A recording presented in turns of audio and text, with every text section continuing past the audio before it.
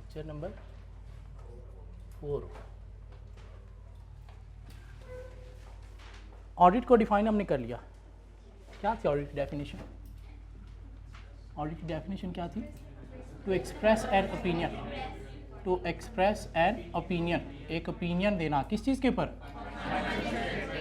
Opinion, opinion whether financial statements give true and fair view or not, true and fair view or not, and prepared according to accounting standard या accounting to framework। ये थी definition. क्या कहना कहते हैं audit का मतलब ये भी है, एक और डेफिनेशन भी ऑडिट की, और वो क्या है? Audit means to express an opinion whether financial statements are free from material misstatement और नॉट,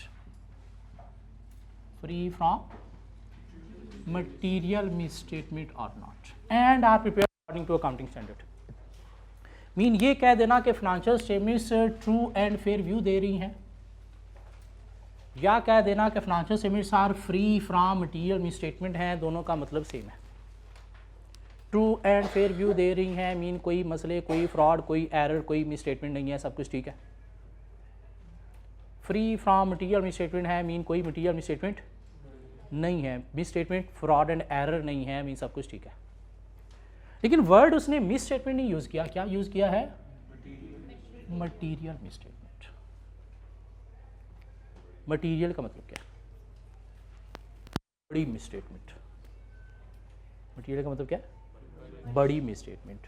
या मटीरियल का मतलब क्या है? ये कॉन्सेप्ट है, एक टॉपिक है, आइए पढ़ते हैं क्या है मटीरियलिटी।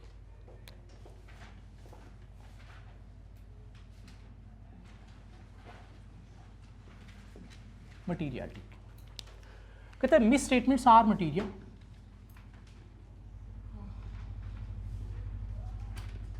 misstatements are material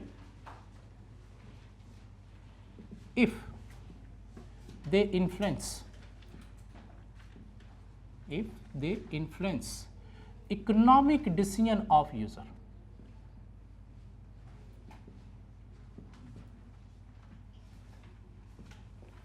कि फाइनेंशियल स्टेटमेंट्स के अंदर हर वो मिस स्टेटमेंट मटीरियल है जो किसी यूज़र के डिसीजन को इन्फ्लुएंस कर रही है। वो मिस स्टेटमेंट मटीरियल नहीं है जो यूज़र के डिसीजन को इन्फ्लुएंस नहीं कर रही। मतलब क्या हुआ कि वो मिस स्टेटमेंट मटीरियल है जिसे हम सुन के हैरान रह जाएं, वो इतनी बड़ी मिस स्टेटमेंट डिसीजन को इन्फ्लुएंस कर रही है, और वो मिस स्टेटमेंट मटीरियल नहीं है जिसे हम सुन के कहें खैर है कोई बात नहीं, डिसीजन को इन्फ्लुएंस नहीं करी, खैर है कोई बात नहीं। वो क्या है? इमटीरियल। अब हमने ऑडिटर ने मटीरियलिटी कॉन्सेप्ट को यूज़ करना है ड्यूरिंग ऑडिट। मटीरियलिटी कौन यूज़ करता है? ऑडिटर। कब? जब इसने देखना है कि मुझे कंपनी की फेवर में ओपिनियन देनी है या कंपनी के अगेंस्ट ओपिनियन देनी है। फाइनेंशियल स्टेटमेंट्स के अंदर मिस स्टेटमेंट्स हैं लेकिन वो मटीरियल नहीं, इमटीरियल है। हम कहेंगे financial statements give true and fair view. Statement है लेकिन मटीरियल नहीं है। क्यों? यूज़र के डिसीजन को इन्फ्लुएंस नहीं कर रही, खैर है कोई बात नहीं है, तो हम क्या कहेंगे? Financial statements give true and fair view. लेकिन अगर फाइनेंशियल स्टेटमेंट्स के अंदर मिस स्टेटमेंट है और वो मटीरियल भी हैं तो फिर हम क्या कहेंगे? Financial statements do not give true and fair view. So materiality एक कॉन्सेप्ट है, कौन यूज़ करता है? ऑडिटर। ये डिसाइड करने के लिए कि मुझे कंपनी की फेवर में ओपिनियन देनी है या कंपनी के अगेंस्ट ओपिनियन देनी है। तो मिस स्टेटमेंट्स जो ड्यूरिंग ऑडिट हमें मिलेंगी, फ्रॉड एंड एरर जो हमें मिलेंगे ऑडिट करने के दौरान, उनको हमने देखना है वो मटीरियल हैं या इमटीरियल हैं। मटीरियल हैं तो गोली चला देनी है, financial statements do not give and fair view. लेकिन अगर मिस स्टेटमेंट है, वो मटीरियल नहीं इमटीरियल है, यूज़र के डिसीजन को इन्फ्लुएंस नहीं करती, तो हम क्या कहेंगे? Financial statements give and fair view. So material का मतलब क्या हुआ? Misstatements are material, mean हर वो मिस स्टेटमेंट मटीरियल है जो इन्फ्लुएंस कर रही है क्या? Economic decision of user. Economic का मतलब क्या है? कोई पैसे से रिलेटेड डिसीजन है, मीन कोई इन्वेस्टर का पैसे से रिलेटेड डिसीजन है, कोई कस्टमर का है, कोई सप्लायर का है, कोई बैंकर का है, उसके अगर डिसीजन को इन्फ्लुएंस कर रही हैं तो मटीरियल है, वरना मटीरियल नहीं है। मीन बड़ा अकाउंट बैलेंस, बड़ी अमाउंट वाला अकाउंट बैलेंस मटीरियल है। 100 रुपये का कैश पड़ा है, उसमें से 2 रुपये जो है वो कम लिखे हुए हैं, नहीं 100 कैश पड़ा है 102 लिखे हुए हैं, ये 2 क्या है?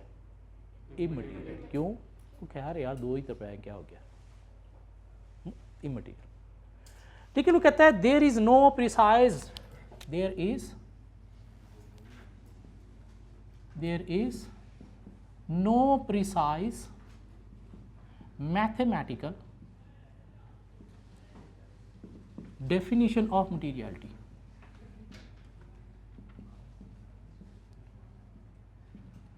मटीरियलिटी की प्रिसाइज मैथमेटिकल डेफिनेशन नहीं है, ये company to company, user to user vary करती है।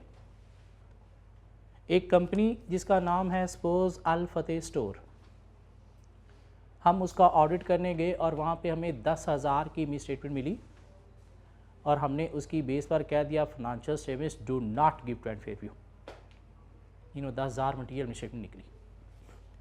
एक कंपनी जिसका नाम है यूनिलीवर, उसका ऑडिट करने गए, वहाँ पे हमें 10 लाख की मिस स्टेटमेंट मिली और हमने कह दिया financial statements give trend fair view, mean वो 10 लाख मटीरियल नहीं था।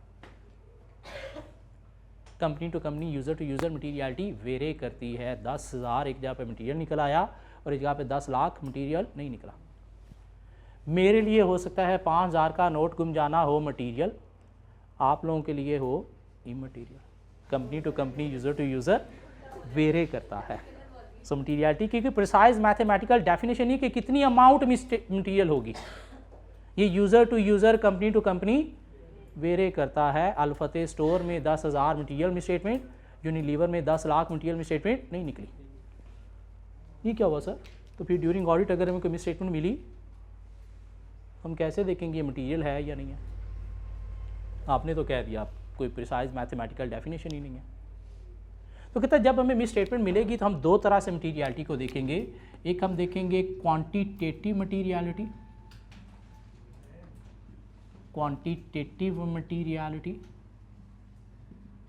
और एक हम देखेंगे क्वालिटेटिव मटीरियलिटी।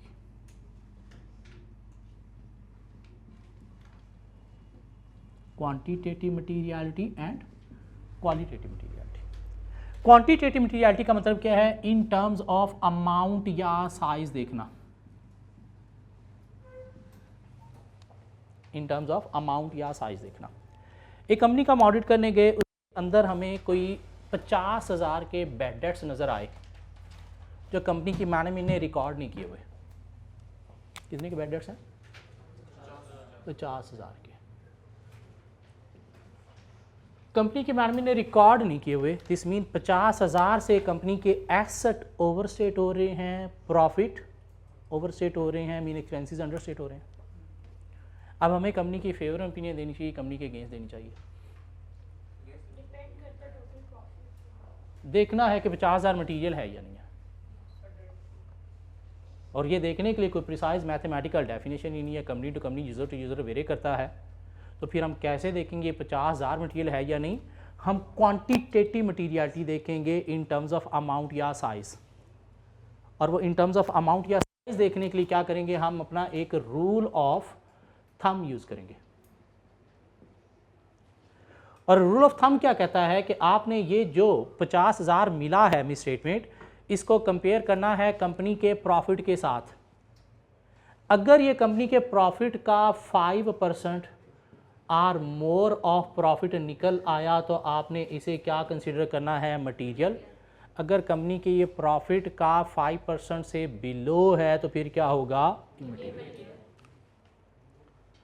अल फतेह स्टोर में 10,000 की मिस स्टेटमेंट मटीरियल निकली, यूनिलीवर में 10 लाख मटीरियल नहीं निकला। क्यों? अल फतेह स्टोर के प्रॉफिट हैं थाउजेंड्स में, हैं ज़्यादा, शो इतना करते हैं वो टैक्स बचाने के लिए, ठीक हो गया, थाउजेंड्स में। तो 10,000 प्रॉफिट का 10% आर मोर निकल आया, 5% आर मोर निकल आया, तो इसलिए हमने क्या कह दिया? मटीरियल मिस स्टेटमेंट है। यूनिलीवर के प्रॉफिट है बिलियंस ट्रिलियंस में, तो 10 लाख प्रॉफिट का 5% आर मोर नहीं निकला, इसलिए हमने कह दिया financial statements give trend fair. Company to company, user to user vary करती है मटीरियलिटी। ठीक हो गया। हाँ, अगर आपने कंपेयर करना है कंपनी के रेवेन्यू के साथ तो फिर 1% or more of revenue will be considered material.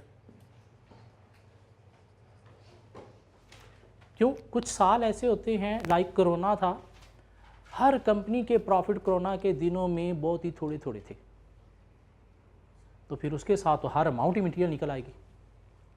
इसलिए फिर प्रॉफिट की अगर फिगर ही बहुत छोटी सी है कि उसकी बेस पर मटीरियलिटी जजमेंट हो ही नहीं सकती, तो फिर हम किसके साथ कंपेयर करेंगे? रेवेन्यू के साथ कंपेयर कर लेंगे। और अगर रेवेन्यू का 1% आर मोर निकला है तो हम कहेंगे मटीरियल है, रेवेन्यू के 1% से बिलो है तो क्या करेंगे? इमटीरियल।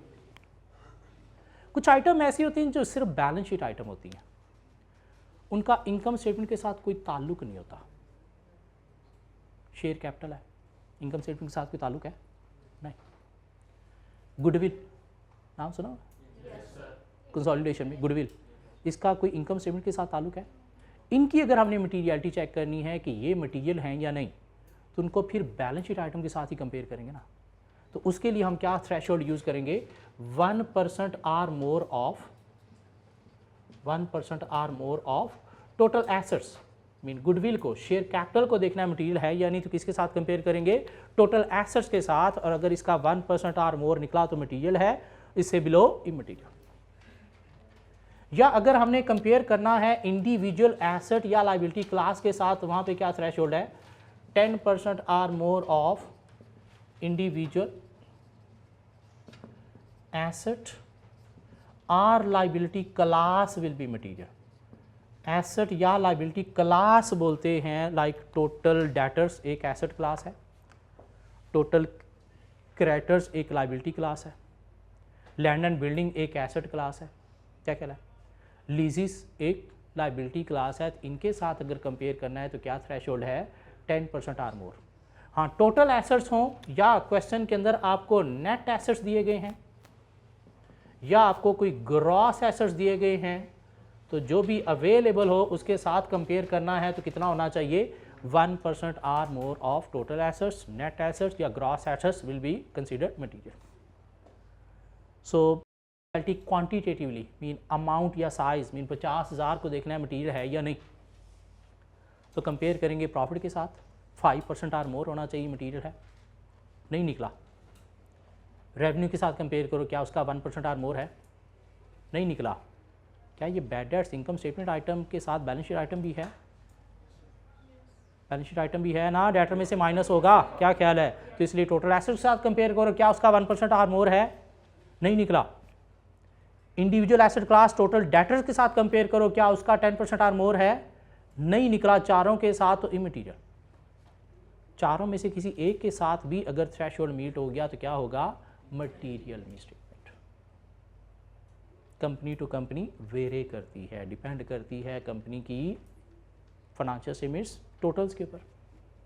क्या कहना, प्रॉफिट किसी का बहुत ज़्यादा है तो वहाँ पे बड़ी अमाउंट की मटीरियल निकलेगी, छोटी अमाउंट नहीं निकलेगी। किसी का प्रॉफिट थोड़ा सा है तो छोटी अमाउंट भी मटीरियल निकल सकती है। तो कहता है सिर्फ हमें क्वांटिटेटिव मटीरियलिटी नहीं, हमें क्वालिटेटिव मटीरियलिटी भी देखनी है। क्वालिटेटिव मटीरियलिटी क्या है? नेचर ऑफ ट्रांजैक्शन को देखना, नेचर ऑफ ट्रांजैक्शन को देखना। लाइक अगर कोई नॉन कंप्लायंस है विथ लॉ एंड रेगुलेशंस या अकाउंटिंग स्टैंडर्ड्स के साथ, तो उसे मटीरियल मिसस्टेटमेंट कंसीडर किया जाएगा, अमाउंट चाहे जितनी मर्जी हो।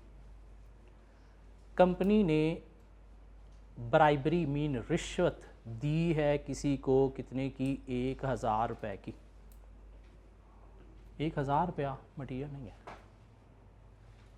लेकिन लॉ रेगुलेशन की नॉन कंप्लायंस हुई है, तो इसलिए ये ट्रांजैक्शन अगर फाइनेंशियल स्टेटमेंट्स में डिस्क्लोज नहीं है तो मटीरियल मिसस्टेटमेंट है। 1,000 रुपये की बेस पर नहीं, क्वांटिटेटिव नहीं, क्वालिटेटिव नेचर ऑफ ट्रांजैक्शन क्या है? मटीरियल है। कंपनी मनी लॉन्ड्रिंग में इन्वॉल्व थी, 5,000 की मनी लॉन्ड्रिंग की है।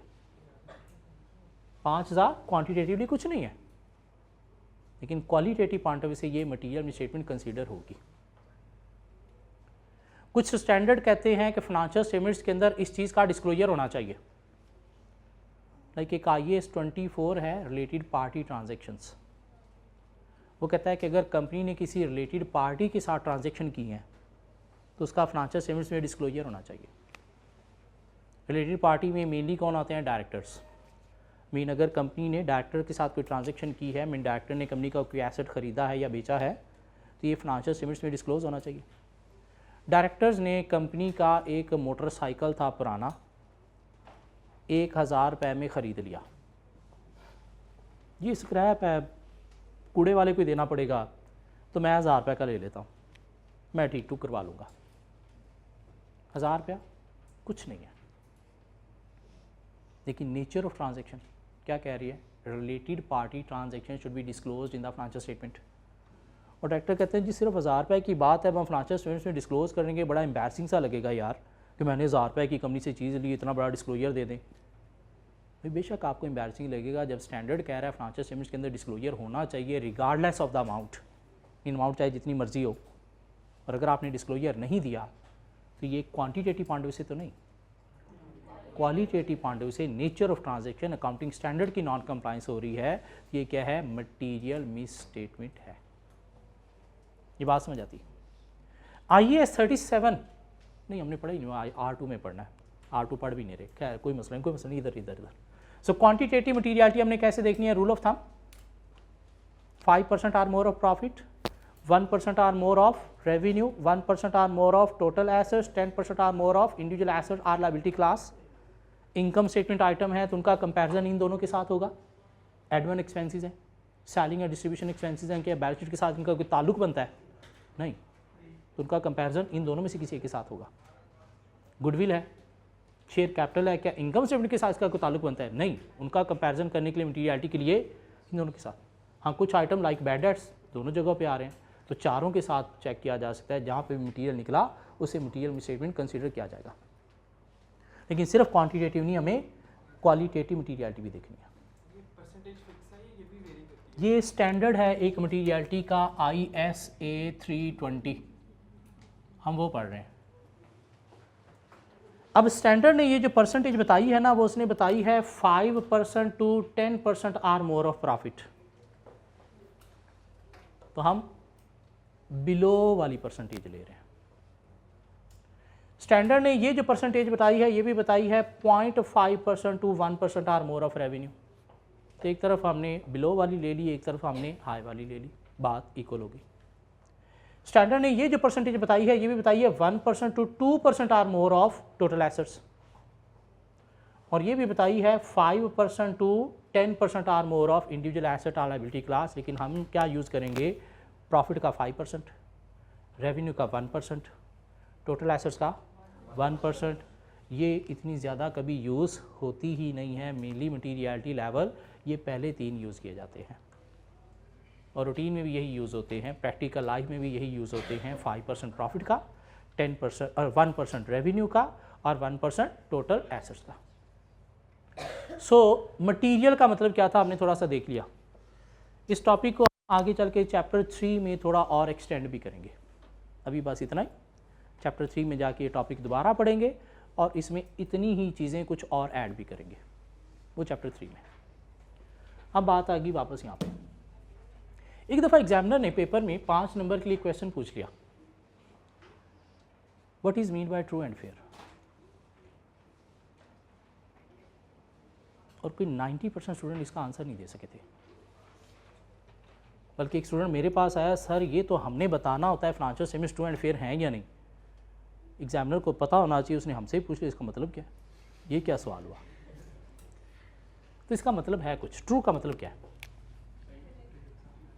ट्रू का मतलब क्या है? Free from material misstatement. True का मतलब क्या है? Free from material misstatement. Mean financial statements को हम ट्रू कहेंगे जब उसके अंदर कोई मटीरियल मिसस्टेटमेंट नहीं है। अगर मटीरियल मिसस्टेटमेंट है तो वो ट्रू नहीं, फॉल्स है।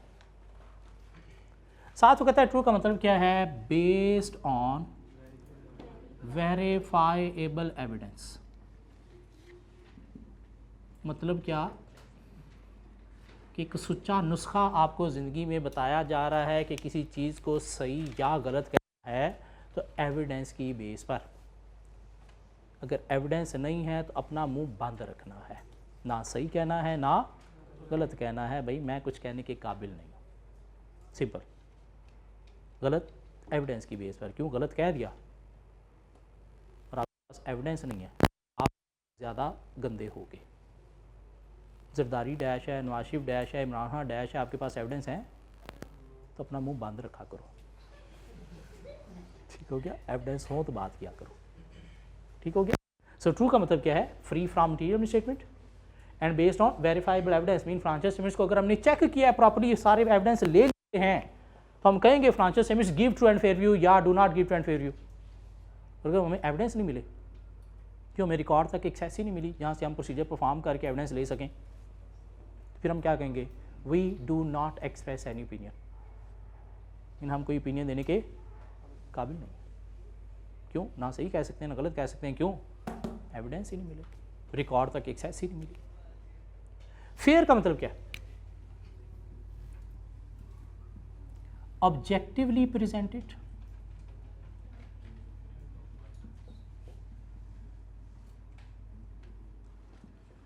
free from management bias,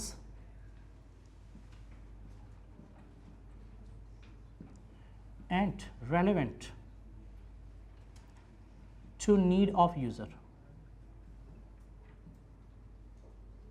mean financial statements fair होंगी जब वो ऑब्जेक्टिवली प्रेजेंटेड है। ऑब्जेक्टिवली प्रेजेंटेड का मतलब क्या कि किसी स्टेटमेंट का जो मेन ऑब्जेक्टिव है वो उससे जाहिर हो रहा है।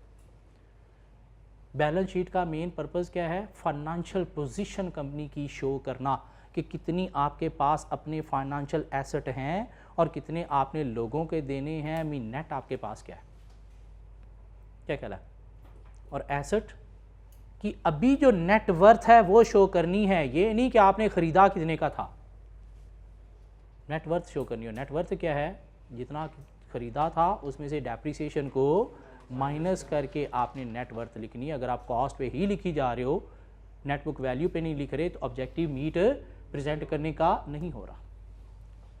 ऑब्जेक्टिवली प्रेजेंटेड होनी चाहिए मीन वो लायबिलिटी जो तो मोर देन 1 ईयर में सेटल करनी है, वो कहाँ पे जानी चाहिए, नॉन करंट लायबिलिटीज़ में। और जो विद इन ईयर सेटल करनी है वो करंट पोर्शन करंट लायबिलिटीज़ में आना चाहिए, ताकि पता चले कि करंट ईयर की अगले 12 माह के अंदर आपकी ये लायबिलिटी बनती है, जो आपने पे करनी है औकात है या नहीं, वो कैश के थ्रू शो होनी चाहिए। क्योंकि अगर आपने करंट पोर्शन करंट लायबिलिटी में शो नहीं किया तो फिर लायबिलिटी को प्रेजेंट करने का ऑब्जेक्टिव मीट नहीं हो रहा। Free from management bias, bias का मतलब क्या होता है, मन मर्जी। Mean financial statements according to standards होनी चाहिए, उसके अंदर मैनेजमेंट की मन मर्जी नहीं होनी चाहिए। स्टैंडर्ड ने कहा है रिलेटेड पार्टी ट्रांजेक्शन डिस्क्लोज करनी है तो करनी है। ये नहीं कि 1000 रुपये की बात है, बड़ा एम्बैरसिंग सा लगेगा कि हम 1000 रुपया डिस्क्लोज करते फिर यार मेरी भी कोई इज़्ज़त है। नहीं भाई, तेरी इज़्ज़त होगी जब स्टैंडर्ड ने कहा डिस्क्लोज करना है तो करना है, इसमें आपकी मन मर्जी नहीं चलेगी। अकॉर्डिंग टू स्टैंडर्ड सब कुछ होना चाहिए। ये क्या है, free from management bias. Relevant to the need of user, financial statements के अंदर यूज़र की नीड पूरी होनी चाहिए। मीन आपने शो कर दिया एसेट की नेट बुक वैल्यू इतनी है, अब यूज़र को कैसे पता चले इसके अंदर कॉस्ट कितनी है, एक्यूमुलेटेड डेप्रिसिएशन कितनी है, कहाँ से पता चलेगा, नोट्स टू द अकाउंट्स में। मीन साथ डिटेल उसकी होनी चाहिए, फिर जाके उसे पता चलेगा हाँ ये फिगर ऐसे कैलकुलेट हुई है। मीन इतना एसेट की कॉस्ट थी, इतना डेप्रिसिएट हुआ है और अभी इतने का है। फाइनेंस कॉस्ट आपने शो कर दी और आपने कोई 6 किस्म के लोन लिए हुए, उनकी सारी कंबाइन कर दी।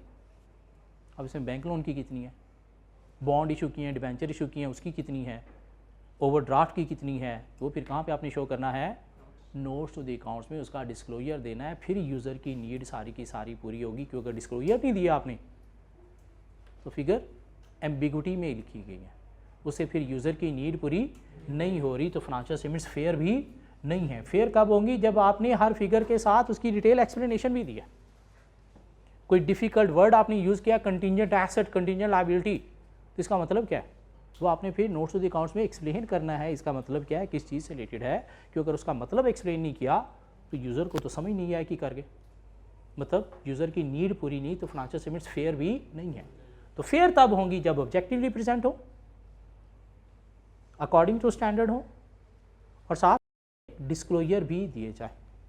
ये 5 लाइनें लर्न करनी है, एग्जामिनर दोबारा भी टेस्ट कर सकते हैं 2, 3, 4, 5 नंबर के लिए, और बड़े इंपॉर्टेंट होते हैं 2, 3, इवन 1 नंबर भी।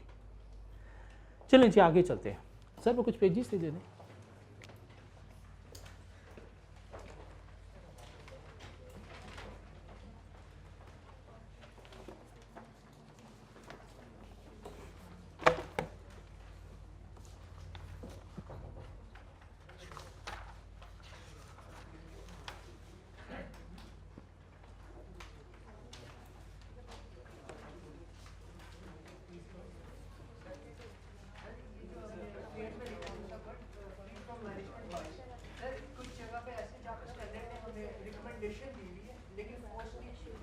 हाँ तो वहाँ पे कर सकते हैं, वहाँ पे ठीक है, आप अपनी मनमर्जी कर लो, लेकिन जहाँ पे स्टैंडर्ड ने कहा है ये करना है आपने, तो आप स्टैंडर्ड से डेविएट नहीं कर सकते।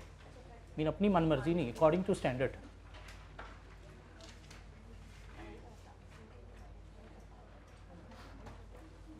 जी पेज 1, 2, 3, 4 हम कवर कर चुके हैं, ऐसी बात है। पेज 1, 2, 3, 4 हम कवर कर चुके हैं। पेज 4 पे नीचे गए तो एक छोटा सा टॉपिक हमें मिला, रिस्पॉन्सिबिलिटीज ऑफ मैनेजमेंट।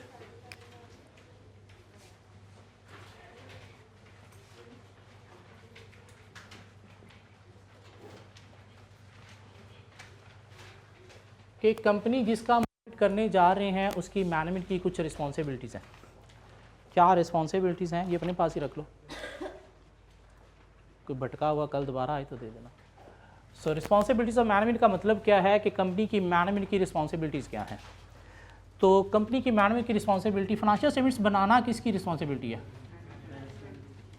मैनेजमेंट की। ऑडिटर ने तो नहीं ना बनानी, ऑडिटर तो नहीं ना बनानी। ऑडिटर ने क्या करना है, उसके ऊपर ओपिनियन देनी है। अगर बनाई ऑडिटर ने है उसके ऊपर ऑडिटर ओपिनियन दे रहा है तो क्या कर रहा है, उसे तो पता है सब कुछ ठीक है, तो फिर क्या चेकिंग करेगा? नहीं। तो इसलिए फाइनेंशियल स्टेटमेंट्स बनाना किसकी रिस्पॉन्सिबिलिटी है? कंपनी की मैनेजमेंट की। कंपनी के अंदर कोई system mean internal control system implement करना, ये किसकी रिस्पॉन्सिबिलिटी है? उन्होंने चलाना है तो सिस्टम उन्होंने ही बनाना है ना, हमने तो सिर्फ उस सिस्टम को जाके चेक करना है कि वो ठीक है या नहीं। कैसे? टेस्ट ऑफ कंट्रोल परफॉर्म करके कि इंटरनल कंट्रोल सिस्टम के कंट्रोल्स ठीक चल रहे हैं या नहीं चल रहे। क्यों? अगर ठीक चल रहे हैं दिस मीन वहाँ से हर चीज़ ट्रू एंड फेयर प्रोड्यूस हो रही है। अगर कंट्रोल्स ठीक नहीं है दिस मीन वहाँ से जो चीज़ें प्रोड्यूस हो रही हैं और ट्रू एंड फेयर नहीं है। क्यों? कंट्रोल पॉलिसीज़ वर्क नहीं कर रहे, this mean fraud and error के, मिस स्टेटमेंट के चांसेस आए हैं। तो मैनेजमेंट की रिस्पॉन्सिबिलिटी है क्या? Implementation of internal control system, internal control system. ना सिर्फ इम्प्लीमेंट करना, इसे रिव्यू भी करना कि ये इफेक्टिवली वर्क कर रहा है या नहीं कर रहा, मीन सिस्टम ठीक है या नहीं, वाकई पॉलिसीज फॉलो हो रही है नहीं हो रही, ये मैनेजमेंट ने रिव्यू भी करना है ताकि उसके अंदर कोई मसले हैं तो उन्हें ठीक किया जा सके। हाँ, हमने फिर टेस्ट ऑफ कंट्रोल परफॉर्म करके देखना होता है कि सिस्टम ठीक है या नहीं। सो रिव्यू करना, इंटरनल कंट्रोल सिस्टम इंप्लीमेंट करना किसकी रिस्पॉन्सिबिलिटी है? मैनेजमेंट की। इसके अलावा मैनेजमेंट की रिस्पॉन्सिबिलिटी है क्या? To provide all information relating to audit. किसको? ऑडिटर को। कि ऑडिटर को कोई भी इंफॉर्मेशन रिलेटिंग टू ऑडिट चाहिए तो मैनेजमेंट की रिस्पॉन्सिबिलिटी है इसे प्रोवाइड करना। अकाउंट में कोई बात लिखी हुई नहीं है वो ऑडिटर पूछ सकता है और मैनेजमेंट आगे से डिनाई नहीं कर सकती। कंपनी की डिफरेंट ब्रांचेज हैं, वहाँ के मैनेजर से कोई इन्फॉर्मेशन चाहिए तो ऑडिटर पूछ सकता है, कंपनी की मैनेजमेंट उसे डिनाई नहीं कर सकती। इसके अलावा मैनेजमेंट की रिस्पॉन्सिबिलिटी है to provide unrestricted access to records to auditor. Mean auditor को कंपनी के किसी भी रिकॉर्ड तक एक्सेस चाहिए, इवन कंपनी के constitutional document, memorandum of association, article association को भी देखना चाहता है ऑडिटर, तो मैनेजमेंट इसे डिनाई नहीं कर सकती। इसे अनरिस्ट्रिक्टेड एक्सेस प्रोवाइड करना किसकी रिस्पॉन्सिबिलिटी है? मैनेजमेंट की। अगर कोई कंपनी का मैनेजर प्रोवाइड नहीं कर रहा तो आप मैनेजमेंट को कहोगे तो मैनेजमेंट की रिस्पॉन्सिबिलिटी है आपको उसकी एक्सेस लेके देना। क्यों? अगर वो रिकॉर्ड हम नहीं देख सके, हमें एक्सेस नहीं मिली तो फिर हमें एविडेंस नहीं मिले, और एविडेंस नहीं मिले तो फिर हम ओपिनियन देने के काबिल नहीं रहे। तो इसलिए मैनेजमेंट की रिस्पॉन्सिबिलिटीज़ हैं और ये हमें ऑडिट से पहले मैनेजमेंट के साथ एग्री करना होती है कि भाई ये आपकी रिस्पॉन्सिबिलिटीज़ हैं जो आप पूरी करोगे। मैनेजमेंट कहती नहीं जी ये हम नहीं करेंगे, तो हम कहेंगे चलें जी ये ऑडिट भी हम फिर नहीं करेंगे। क्यों? कल को हम ओपिनियन देने के काबिल ही नहीं होंगे। एक ऑडिटर इस दिन के लिए पैदा हुआ है कि कह दे we do not express any opinion, मतलब ये क्या काम हुआ? तो इसलिए ये ऑडिट एक्सेप्ट करने से पहले हमें चीज़ें देखनी है, मैनेजमेंट के साथ पहले एग्री करनी है। अगर वो मान रहे हैं तो ऑडिट एक्सेप्ट करना है। अगर इनमें से कोई रिस्पॉन्सिबिलिटी मैनेजमेंट एग्री नहीं कर रही तो फिर हमें ऑडिट एक्सेप्ट नहीं करना चाहिए। क्यों? हम ओपिनियन देने के काबिल नहीं रहेंगे। इसके अलावा कंपनी की मैनेजमेंट की एक और रिस्पॉन्सिबिलिटी भी है, और वो क्या है? To assess company's ability to continue as going concern in foreseeable future। Mean company की मैनेजमेंट ने देखना है कि कंपनी फोर्सिएबल फ्यूचर बोलते हैं एट लीस्ट 12 मंथ्स को। Mean company next at least 12 months में कंटिन्यू रहेगी या नहीं रहेगी, चलेगी या नहीं चलेगी, मीन कंपनी गोइंग कंसर्न है या नहीं है। ये किसने असेस करना है? कंपनी की मैनेजमेंट ने। कोरोना चल रहा है, हालात बहुत बुरे हैं, कैश हमारे पास है ही नहीं, सेल हो नहीं रही, एम्प्लॉई सारे छोड़ने पे बैठे हुए हैं, सप्लायर हमें उधार पे माल देने के लिए रेडी नहीं है। दिस मीन अगले 12 माह में कंपनी शायद डूब सकती है। मीन कंपनी गोइंग कंसर्न नहीं है। ये किसने असेस करना है? कंपनी की मैनेजमेंट ने, और उसके अकॉर्डिंगली फिर फाइनेंशियल स्टेटमेंट्स भी बनानी है कि अगर कंपनी गोइंग कंसर्न है तो फाइनेंशियल स्टेटमेंट्स गोइंग कंसर्न पे बनेगी, मीन नॉर्मल बनेगी। और अगर कंपनी गोइंग कंसर्न नहीं है, मीन अगले 12 माह में बंद हो जाएगी, तो फिर फाइनेंशियल स्टेटमेंट्स बनेंगी ब्रेकअप बेसिस पे। किस बेसिस पे? ब्रेकअप बेसिस पे। ब्रेकअप बेसिस का मतलब क्या है कि अगर कंपनी पता चल गई अगले 12 माह में बंद हो जाएगी, तो ये जो इसके नॉन करंट एसेट्स हैं, क्या ये अब मोर देन 1 ईयर चलेंगे? तो इनको फिर क्या करना है? As a current asset show करना है। ये जो नॉन करंट लायबिलिटीज़ हैं, क्या या मोर देन 1 ईयर में सेटल होंगी? नहीं, ये अब आपने कंपनी बंद करने से पहले सेटल करनी है, तो इनको भी कहाँ पे शो करना है? करंट लायबिलिटीज़ में शो करना है। ये क्या है? ब्रेकअप बेसिस का, जब कंपनी गोइंग कंसर्न नहीं है।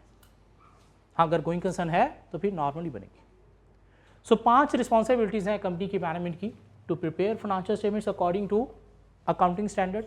क्यों? अकाउंटिंग स्टैंडर्ड को फॉलो करना किसकी रिस्पॉन्सिबिलिटी है? जिन्होंने फाइनेंशियल स्टेटमेंट्स बनानी है। हमारी रिस्पॉन्सिबिलिटी ऑडिटिंग स्टैंडर्ड को फॉलो करना है। अकाउंटिंग स्टैंडर्ड को फॉलो करना किसकी रिस्पॉन्सिबिलिटी है? कंपनी की मैनेजमेंट की। कंट्रोल सिस्टम इंप्लीमेंट करना मैनेजमेंट की रिस्पॉन्सिबिलिटी है। ऑडिटर को ऑल इंफॉर्मेशन रिकॉर्ड तक unrestricted access for audit purpose provide करना मैनेजमेंट की रिस्पॉन्सिबिलिटी है। और एक स्पेशल रिस्पॉन्सिबिलिटी है, और वो क्या है? To assess company's ability to continue as a going concern in next 12 months. Going concern को असेस करना किसकी रिस्पॉन्सिबिलिटी है? मैनेजमेंट की, ऑडिटर की नहीं। ऑडिटर ने इस असेसमेंट को इवैल्यूएट करना होता है कि अगर मैनेजमेंट की असेसमेंट ये कह रही है कि कंपनी 12 माह चलेगी, तो आपने इस असेसमेंट को इवैल्यूएट करना है कि क्या वाकई 12 माह चलेगी। कहीं ऐसा तो नहीं 12 माह से पहले डूब जाएगी। मेरी मैनेजमेंट की असेसमेंट कहीं गलत तो नहीं है। ऑडिटर का काम गोइंग कंसर्न को असेस करना नहीं है, going concern assessment of management को इवैल्यूएट करना है कि मैनेजमेंट की असेसमेंट के अकॉर्डिंग जो मैनेजमेंट कह रही है वो बात ठीक है या नहीं। ये बात समझ आती है? गोइंग कंसर्न असम्पशन को असेस करना किसकी रिस्पॉन्सिबिलिटी है? मैनेजमेंट की, ऑडिटर की नहीं। ऑडिटर की रिस्पॉन्सिबिलिटी क्या है? Evaluate management assessment of going concern. Management की जो गोइंग कंसर्न की असेसमेंट है उसे इवैल्यूएट करना किसकी रिस्पॉन्सिबिलिटी है? ऑडिटर की। ये 5 लाइनें हमने याद करनी है, पेज 4 पे दी गई हैं।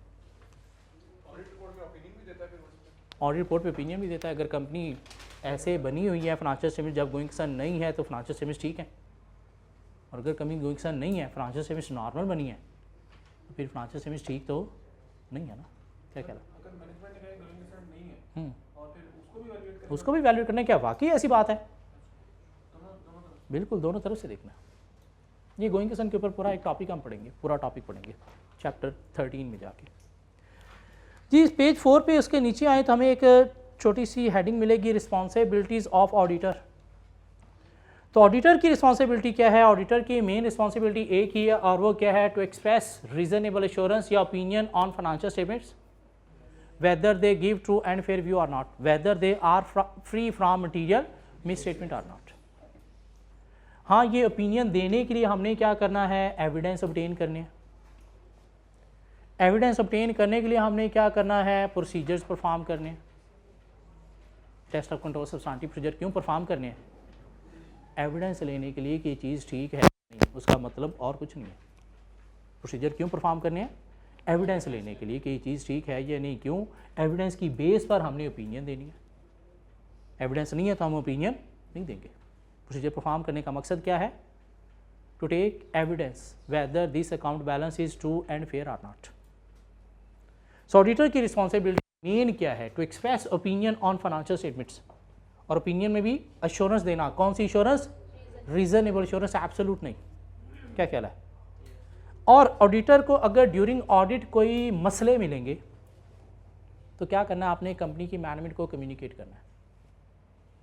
या एक ऑडिटर की रिस्पॉन्सिबिलिटी है कंपनी की मैनेजमेंट, एक होती है मैनेजमेंट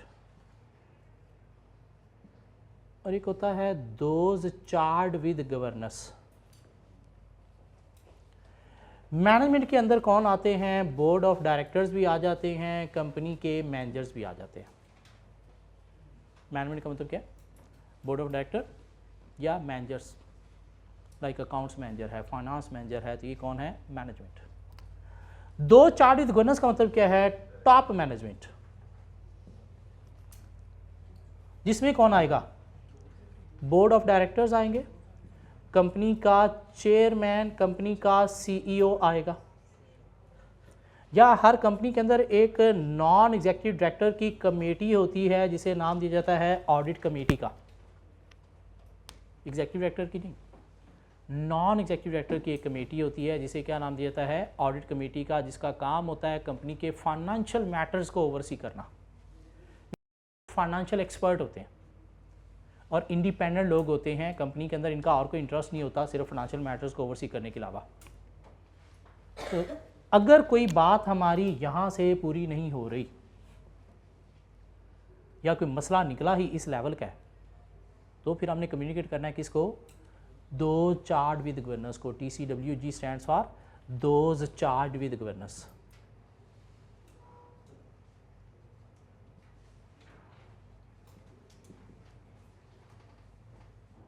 मीन जिसके पास कंपनी के गवर्नेंस की रिस्पॉन्सिबिलिटी अथॉरिटी है, जो कंपनी के मेन रूल्स डिफाइन करेंगे, वो कौन है? दो चार्ट विद गवर्नेंस। और वो कौन है? Board of director, chairman, CEO या फिर ऑडिट कमेटी। अब ऑडिटर को मेन कम्युनिकेशन करनी चाहिए किनके साथ? इनके साथ ही। क्यों? आप जो मसले निकाल रहे होते हो, चीज़ें जो चेक कर रहे होते हो, किनकी चेक कर रहे होते हो? इनकी बनाई चेक कर रहे होते हो। तो एक ऑडिटर की रिस्पॉन्सिबिलिटी है दो चार्ट विद गवर्नेंस के साथ कुछ चीज़ें कम्युनिकेट करना। क्या कम्युनिकेट करना? नंबर 1, अपनी responsibility for the audit of financial statement communicate करना।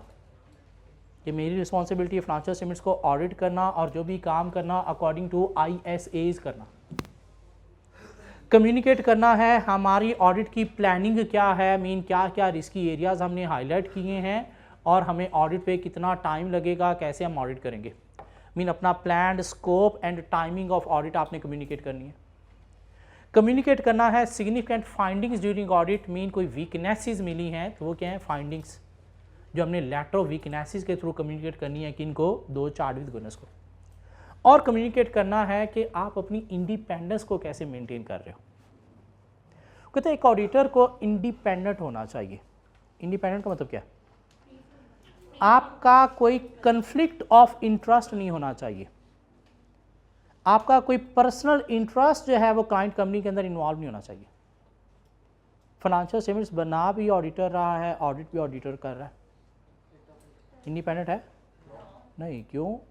आपने बनाई है तो आपको पता है, ठीक है, क्या आप अकॉर्डिंग टू स्टैंडर्ड डिटेल काम करोगे? इंडिपेंडेंस का मतलब क्या है कि आपका वर्क इन्फ्लुएंस नहीं होना चाहिए, आपका वर्क इन्फ्लुएंस नहीं होना चाहिए थ्रू कन्फ्लिक्ट ऑफ इंटरेस्ट या pressure of any other party. आप एक कंपनी का ऑडिट करने गए, आपको एक धमकी अमेज मैसेज आधे घंटे बाद मिल गया और एक खबरदार कंपनी के अगेंस्ट ओपिनियन दी वरना डैश डैश डैश कर देंगे। आपका वर्क इन्फ्लुएंस हो रहा है by pressure of any other party, तो क्या आप इंडिपेंडेंट हो? आप तो कंपनी के अगेंस्ट ओपिनियन बनती हुई तो क्या दोगे? नहीं, वरना डैश डैश डैश पता नहीं क्या क्या हो जाएगा। ये क्या हुई? इंडिपेंडेंस अफेक्ट हो गई। अगर अफेक्ट हो रही है तो हमें क्या करना चाहिए? हमें क्या करना चाहिए? हमें ऑडिट से रिज़ाइन कर देना चाहिए। क्यों? इंडिपेंडेंस के अंदर रहते हुए अगर आपने रॉन्ग ओपिनियन दे दी तो आपकी ज़िंदगी तबाह बर्बाद हो जाएगी। कैसे तबाह बर्बाद हो जाएगी? आइए केस डिस्कस करते हैं। एक बहुत बड़ा स्कैंडल है एनरॉन के नाम से। एनरॉन क्या थी? अमेरिका के अंदर एक एनर्जी की कंपनी थी, जैसे पाकिस्तान वापडा है, एक बहुत बड़ी कंपनी थी, थाउजेंड्स ऑफ एम्प्लॉयज़ थे इसके। ना सिर्फ अमेरिका में, पूरी दुनिया में ये ऑपरेट कर रही थी, लाइक माइक्रोसॉफ्ट। मीन पूरी दुनिया में इसके कोई डिस्ट्रीब्यूटर हैं, इसके कोई सप्लायर हैं, मीन बहुत बड़ी कंपनी थी ये। 2002 में इस कंपनी के अंदर डायरेक्टर्स ने एक फ्रॉड किया। क्या फ्रॉड किया? डायरेक्टर्स ने फाइनेंशियल स्टेटमेंट्स के अंदर एक लीज लाइबिलिटी $7 बिलियन की ओमिट कर दी, लिखी नहीं। मीन कंपनी ने लीज पे कुछ एसेट लिए हुए थे, और जब आप लीज पे एसेट लेते हो तो एसेट के साथ आपने लाइबिलिटी भी लिखना होती है। उन्होंने एसेट तो लिख दिया, $7 बिलियन की लाइबिलिटी मेंशन नहीं की। क्यों? कंपनी की पोजीशन स्ट्रॉन्ग शो होगी, पोजीशन स्ट्रॉन्ग शो होगी तो इससे इन्वेस्टर्स अट्रैक्ट होंगे। कंपनी के शेयर की प्राइस जब इन्वेस्टर अट्रैक्ट होंगे तो बूम पे चली जाएगी। क्या हुआ था? फाइनेंशियल स्टेटमेंट्स इशू होने से पहले डायरेक्टर्स ने कंपनी के शेयर बाय किए हुए थे खुद ही, और ये हरकत की। क्यों? स्ट्रॉन्ग फाइनेंशियल पोजीशन शो होगी, इन्वेस्टर अट्रैक्ट होंगे, शेयर की प्राइस हाई जाएगी, तो हम फिर बाद में ये सेल कर देंगे। सो कंपनी ने $7 बिलियन की लायबिलिटी ओमिट कर दी। इस कंपनी के ऑडिटर थे big 5 audit firm Arthur Andersen. Mean उस वक्त दुनिया में 4 बड़ी फर्म्स होती थी, एक डेलॉयट, एक PwC price water house and Cooper जो फर्गूसन है पाकिस्तान में, KPMG and Ernst and young EY। 5वीं बड़ी फर्म थी आर्थर एंडरसन, जिसने इस कंपनी का ऑडिट किया था। आर्थर एंडरसन को पता था फाइनेंशियल स्टेटमेंट्स के अंदर $7 बिलियन की लायबिलिटी नहीं है। इन्होंने कह दिया financial statements give true and fair view. In 7 fraud में इन्वॉल्व थे। इनफैक्ट इसकी फाइनेंशियल स्टेटमेंट्स आर्थर एंडरसन ही बना रही थी, अकाउंटेंसी सर्विस भी दे रहे थे ऑडिट के साथ। तो फिर तो कोई शक बचा ही नहीं ना कि इनको पता ही ना हो। कंपनी की financial statements audit report favour में इशू हुई। दुनिया देख के पागल होगी, क्या बम कंपनी। इन्वेस्टर ने धड़ाधड़ इन्वेस्टमेंट करना शुरू की, शेयर प्राइस शू। बैंक ने देखा इन रास्कल्स ने मुझसे लीज पे एसेट लिए हैं और अभी तक वो लायबिलिटी भी वापस नहीं की। इतनी अच्छी कंपनी है तो मेरी लायबिलिटी तो कम से कम वापस की होती। बैंक ने फाइनेंशियल स्टेटमेंट्स देखी, पिछले साल से कंपेयर की, उसने देखा हाँ एसेट तो इन्होंने शो कर दिया है, वो लायबिलिटी इन्होंने शो ही नहीं की। बैंक ने ये चीज़ मीडिया में डिस्क्लोज़ कर दी कि इन्वेस्टर को बचाओ, ये सारा इन्वेस्टर जो मेरे पास पहले इन्वेस्टमेंट करता था अब उधर जा रहा है। और बैंक ने ये चीज़ मीडिया में डिस्क्लोज़ करने की देर थी, इन्वेस्टर पागल हो गए। इन्वेस्टमेंट निकालो निकालो निकालो निकालो, कैसे? Share sell sell sell sell sell, आगे बाय है नहीं। डिमांड है नहीं, सप्लाई ज़्यादा डिमांड कम, तो शेयर की प्राइस रातों रात ही शू नीचे, कंपनी बैंकरप्ट हो गई, इसके शेयर गवर्नमेंट ने सस्पेंड कर दिए। क्यों? हेडलाइंस बनना शुरू हो गई। उसके बाद क्या हुआ?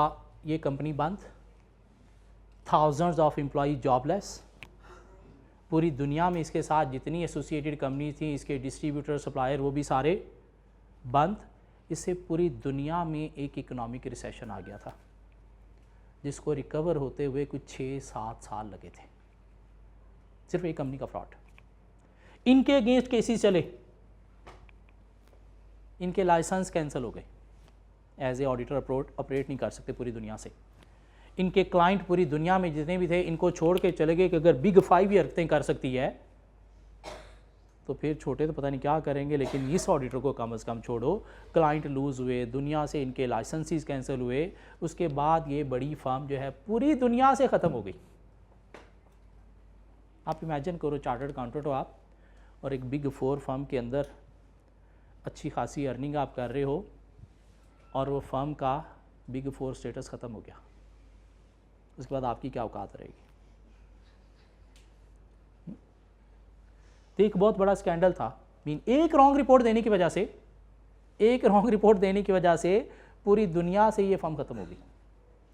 इसलिए हमें जो है वो रॉन्ग रिपोर्टिंग को अवॉइड करना है। अब आके कोई 3 साल पहले वो केस तब का चल रहा था, 3 साल पहले कोर्ट ने ये डिसीजन दिया अमेरिका में, आर्थर एंडरसन वाज इनोसेंट। क्यों? बेचारों की इंडिपेंडेंस अफेक्टेड थी, इंडिपेंडेंस की वजह से वर्क प्रेशराइज हुआ, जिसकी वजह से उनको रॉन्ग ओपिनियन में जाना पड़ा। क्यों? उनके लिए बहुत बड़ा क्लाइंट था, रॉन्ग ओपिनियन में ना जाते तो इतना बड़ा क्लाइंट लूज़ होने से उनकी इनकम का सोर्स बंद हो सकता था, फर्म बंद हो सकती थी, ऑडिटर की ज़िंदगी मुश्किल हो सकती थी। तो इसलिए बेचारों को साथ इन्वॉल्व होना पड़ा, या उन्होंने शो किया कि नहीं ये तो इन्वॉल्व थे ही नहीं, मैनेजमेंट ने खुद ही किया था, हम तो बीच में थे ही नहीं। लेकिन अब जब बंदा मर जाए उसके बाद आप कह दो कि ये इनोसेंट था फांसी के बाद, तो फ़र्क नहीं पड़ता, अब वो फर्म वापस नहीं आ सकती। एक रॉन्ग रिपोर्ट देने से सिर्फ अपनी ज़िंदगी उन्होंने तबाह नहीं की, पूरी दुनिया में जो ऑडिटर उनके अंडर काम कर रहे थे सबकी ज़िंदगी तबाह की। तो यूँ एक रॉन्ग रिपोर्ट देने से ऑडिटर की ज़िंदगी तबाह बर्बाद हो जाती है। जो हमें चीज़ें देखनी है, इंडिपेंडेंस अगर हमारी अफेक्टेड है, कंपनी के अगेंस्ट ओपिनियन दी तो डैश डैश डैश कर दूंगा और आपने कंपनी की फेवर में ओपिनियन दे दी, अगले दिन मसले निकल आए तो आपके अगेंस्ट एक्शन होंगे। आई कैप भी आपको नहीं छोड़ेगा। क्यों? अगर इंडिपेंडेंस अफेक्टेड थी तो तू हमें बताता या ऑडिटर से रिज़ाइन कर देता, ज़िंदगी तबाह नहीं होनी थी। कल मिलते हैं कुछ नई चीज़ों के साथ।